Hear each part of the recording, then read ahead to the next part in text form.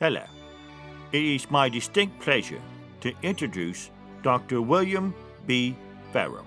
Dr. Ferril has probably had more doctors and nurses as his patients than any other doctor in America. Not a lot of people know that.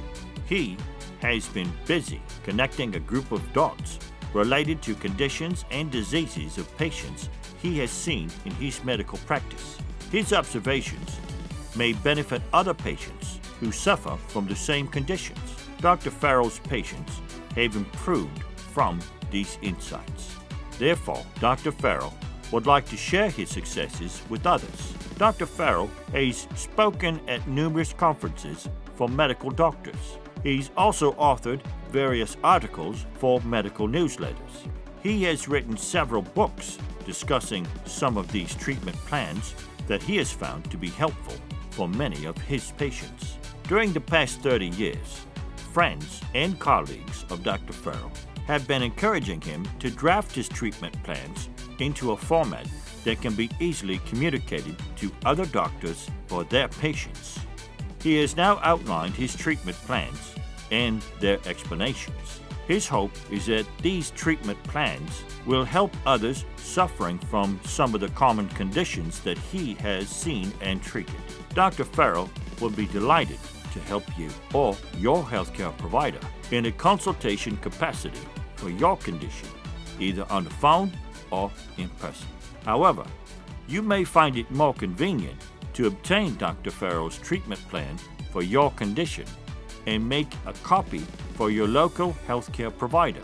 Dr. Ferril's treatment plans are intended to be shared with other medical personnel as educational material only.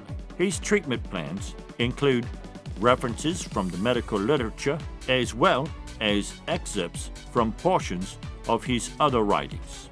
Find out if trying Dr. Ferril's treatment plan under the guidance of your healthcare provider may be a good idea in your particular situation. Join thousands of Dr. Ferril's patients who have been helped by his treatment plans. The Bible makes a challenge that goes something like this: I call heaven and earth to record this day that I have set before you life and death. Therefore, choose life. I would say, heal yourself, don't kill yourself. Less dramatic than the Bible, but it makes the point.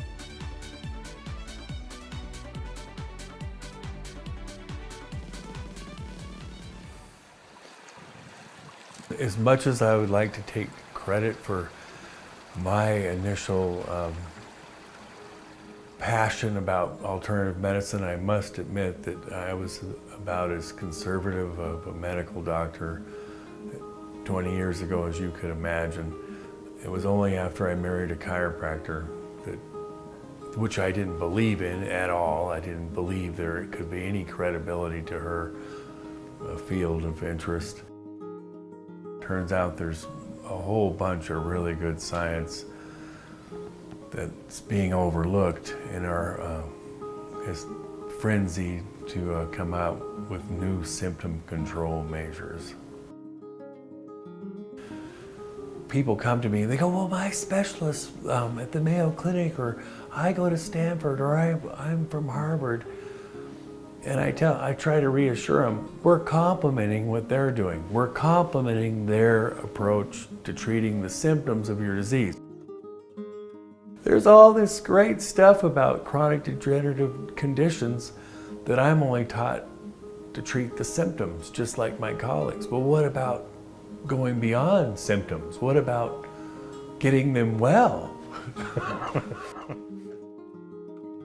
Consider the following. The instant of the blood draw or the instant of spitting into a cup.